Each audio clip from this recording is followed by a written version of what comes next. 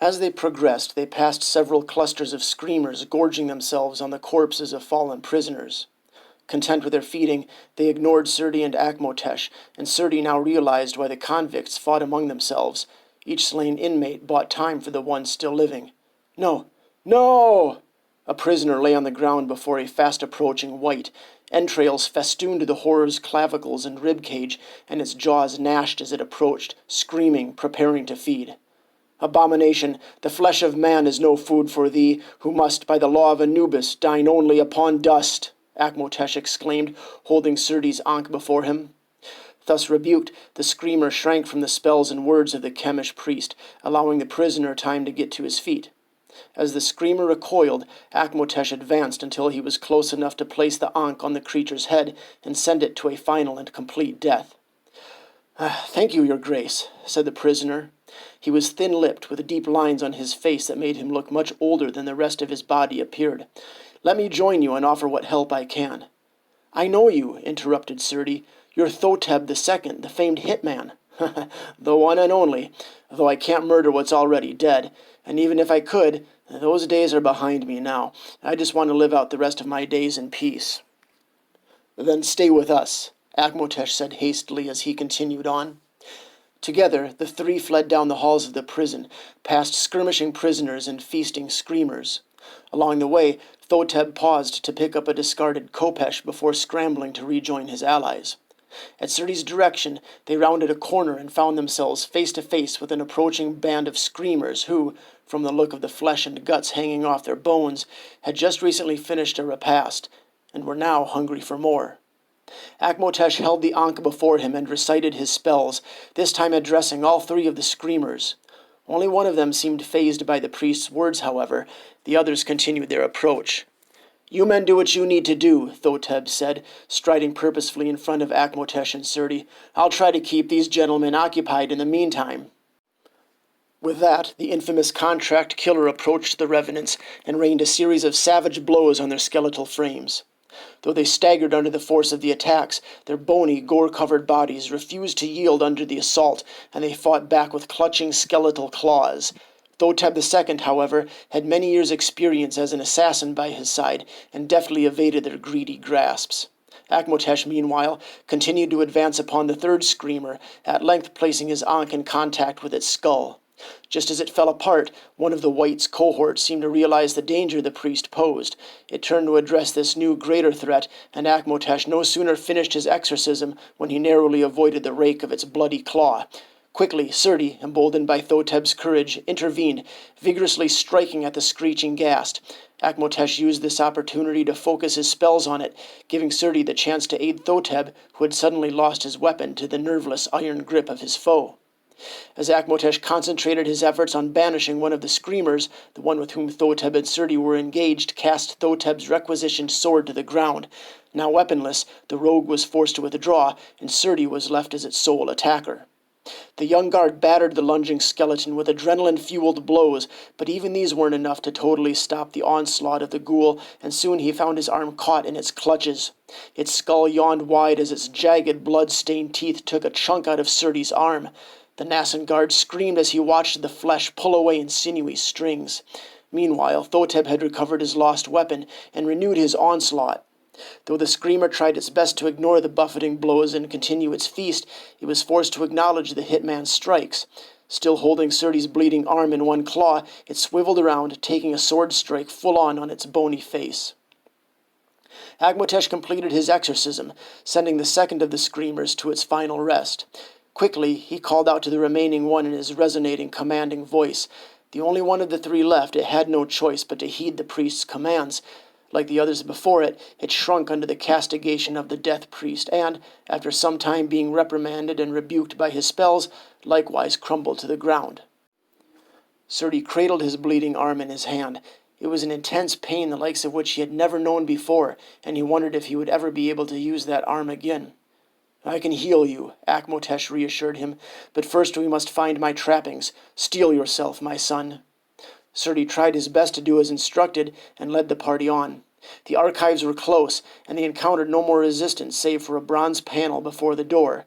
It had descended during the prison's lockdown, but was easily removed by placing a polygonal key on the guard's keyring into a corresponding socket on the panel and sliding the barrier aside.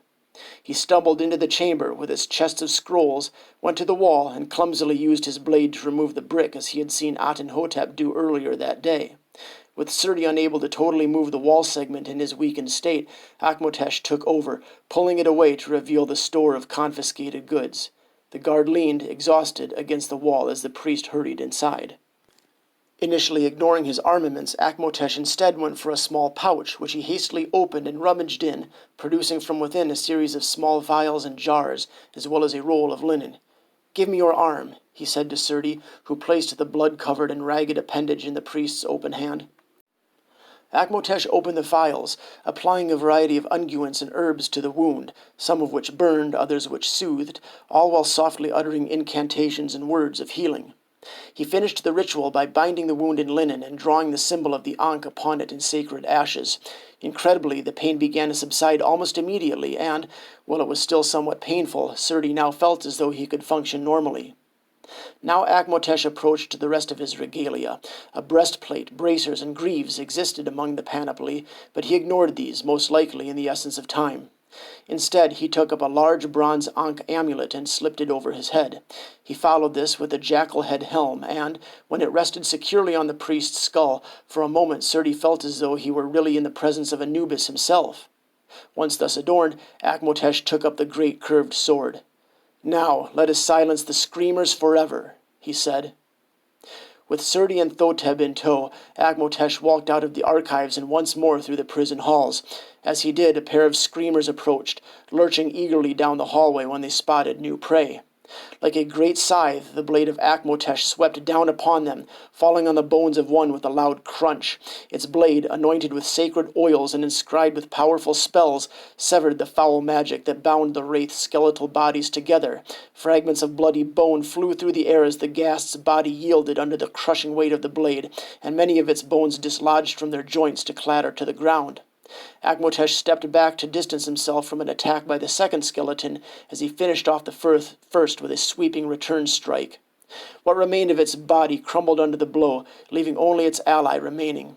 He finished this one off in a similar manner, staying out of reach of the monster's clumsy attacks while smashing it to pieces with his blade.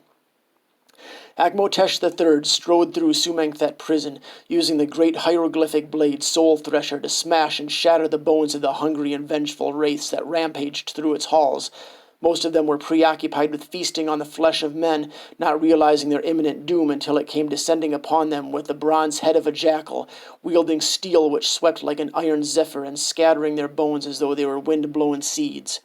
Those prisoners still surviving realized the fortune that had befallen them and didn't dare raise a hand against their newly arrived savior. Though there were those who had only a loose grip on reality and logic, and to these unfortunate souls, friends were foes, and foes were friends. "The end of the world is upon us," cried one prisoner as he stared wild-eyed at Akmotesh. "The Lord of the Dead has unleashed his army upon the world to end all mankind." Serti recognized this unkempt and foul-smelling man as Moten An, who had killed a number of people under the assumption he was the earthly incarnation of Apsut, the god of chaos and destruction. Though some thought he truly had been possessed by a malign demon, or perhaps even Apsut himself, Serti thought him merely addled. In any case, there was no doubt he was extremely dangerous, especially when armed with a sword, as he was now. "But you forgot, old friend, that death and destruction is my domain. Apsut, Lord of Chaos, now feel my wrath." With that, Moten An rushed at Akmotesh, his sword poised to strike. Quickly, the priest parried the blade aside with his own and smote the madman with a solid back fist before laying his hand on his attacker's face. "Dream for now the dreams of the dead, that, for a while, your mind may be at ease," he said, and a deathly pallor overtook the once raving lunatic as he slumped to the ground. "More food for the screamers?" asked Thotheb. "Not if I destroy them all first," Akmotesh responded as he resumed his crusade.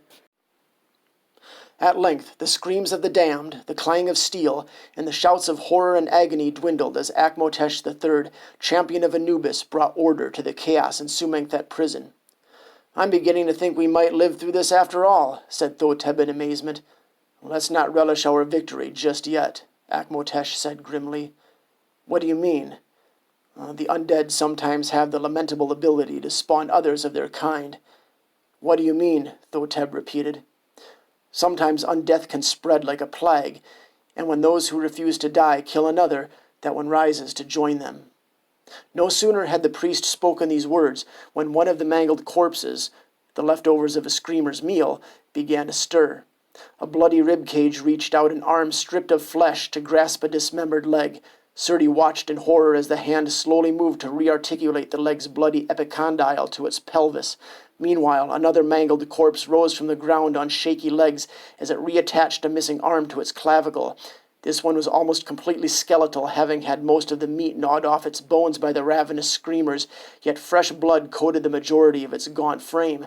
Its red spinal column elongated as it stretched its bony skull to the sky, opened its jaw, and let out a ghastly shriek. This is no prison we're in. This must be hell. We've died without knowing it, and our bas have been cast into the Duat, Thoteb said wearily. Fear not, Akmotesh said. The dead shall never rule the earth as long as Anubis loves mankind. He rushed over to the newly risen screamer, crushing it with his khopesh before it had time to begin its hunt. Our work isn't done yet. Onward. Akmotesh was relentless. Serti didn't understand how someone could remain so calm, valiant, and resolute in the face of such abject horror. Perhaps his trials as a warrior priest had hardened his will, or perhaps he was chosen by Anubis in the first place because of his will. In either case, he had no choice but to follow the cleric as he once more renewed his purge of the unholy dead.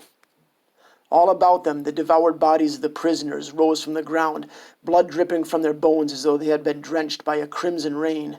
One by one, screams once again filled the halls, but these were often cut short soon as they began, as Akmotesh squelched their abominable rebirths. By now, the priest had also accumulated a small retinue of redeemed prisoners. These were individuals who had seen firsthand the work of the gods that night and decided to forsake their former thoughts of larceny and murder, committing themselves to Akmotesh's cause, or perhaps just seeing it as the most advantageous route of action at that time. This army of rogues formulated the idea to seek out the rising screamers and scatter their accursed bones before they could reunite, buying the warrior priest sufficient time to locate and destroy the wraiths one by one. This sometimes resulted in the weird scene of crawling bony arms and rolling shrieking skulls as they wandered about the blood-stained floors searching for the rest of their bodies to rejoin. Akmotesh continued his work, striking to and fro as he smashed skulls and rib cages with his sanctified blade. Those screamers, with enough time to fully rise, fell easy prey to the marauding priest as he sent them to their deserved afterlives. Finally, the screams died out, and, for the first time since the horrors began, Sumanknet Penitentiary was quiet. Almost. From somewhere deep within, a single lone wail could be heard. Akmotesh's eyes narrowed as he listened. There are still those who were slain in the dungeon, he said suddenly. Their spirits, too, must be sent on. With Serti, Thoteb, and a handful of others, Akmotesh returned once more to the prison cells, where they encountered a particularly large revenant, the remains of Ayat the Strangler. Why did he stay down here? Serti asked. The motives of the undead can seldom be understood by the living world, Akmotesh said simply as he approached. Sensing prey, the corpse of Ayat, still invested with some of its old habits and life, moved toward Akmotesh, holding out its great bloody claws as if to seize the priest's neck and crush it. Akmotesh swung his sword mightily at the wraith, and its blade connected solidly with Ayat's skeletal frame. Several bones shattered under the blow, and others fell from its macabre body in a grim rain, but the berserk ghast continued its assault, locking its talons around the priest's throat. It lifted him off the floor, and for a moment Serti thought the valiant cleric had met his match, but Akmotesh still retained the grip on his weapon. With a mighty effort he heaved the great blade upward, sending it cleaving through the skeleton's spine. Finally, the horror crumbled to the ground, and Akmotesh, free of its grip, took a moment to kneel and regain his breath. Suddenly Serti became tense. "Wait, where is Futmos?" he asked. The others, suddenly on their guards and aware of the gravity of the implication, scanned the cells. Akmotesh walked over to where the unfortunate captain had met his grisly fate. "A trail of blood," he said, pointing to a place on the ground.